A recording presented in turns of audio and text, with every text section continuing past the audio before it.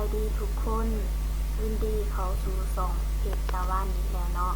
มื้อนี้เราจะมาพาปิ้งกุ้งกินแบบบ้านๆของเรากุ้งนี่นะเราไปซื้ออยู่ห้านบากิวนี่มันตั้งอยู่นครหลวงเวียงจันทน์เด้อแต่ก็ราคาของกุ้งนี่แม่นโล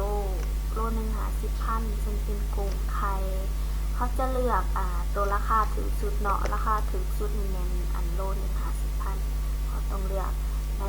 งบประมาณของเขามีเนาะมีสำหรับเรากินสำนั้นอันนี้เป็นฉลองปีใหม่เลยเด้อฉลองปีใหม่เลย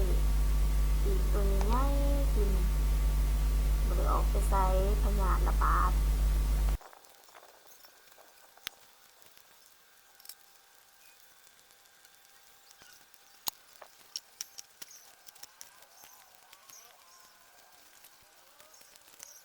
คันทอดสิถิ่มก็ได้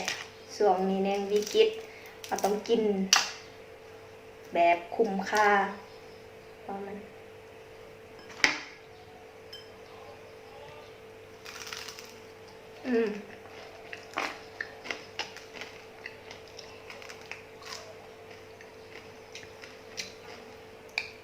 ใช่ยัง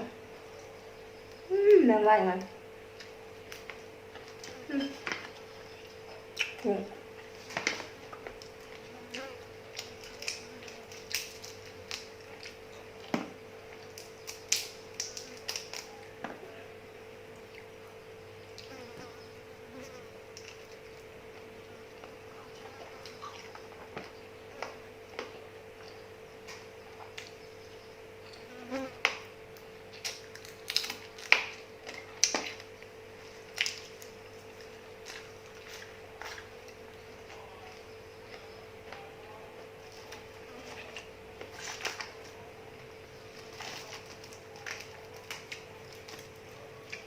หัวมันนี่ก็กินหัวมันเนี่ย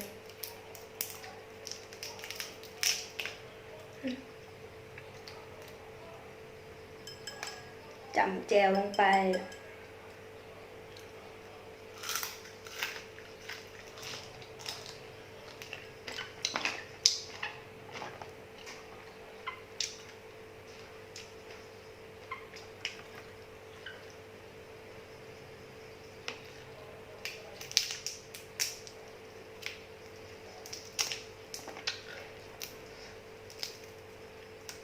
ไข่มัน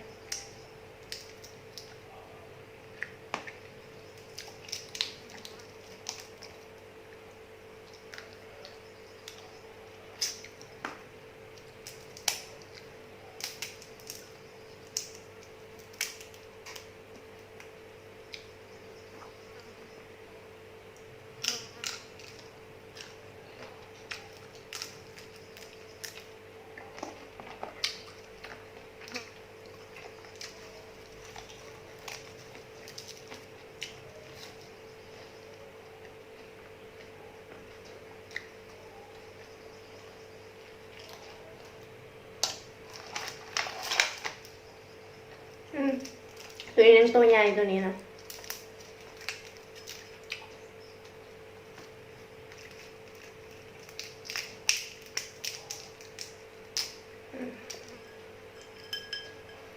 แมงวัน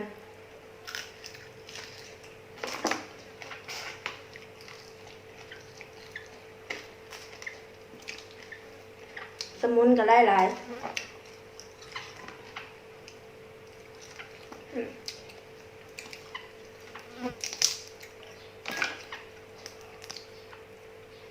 กินแบบคุ้มค่าหัวก็บ่ต้องเนื้อ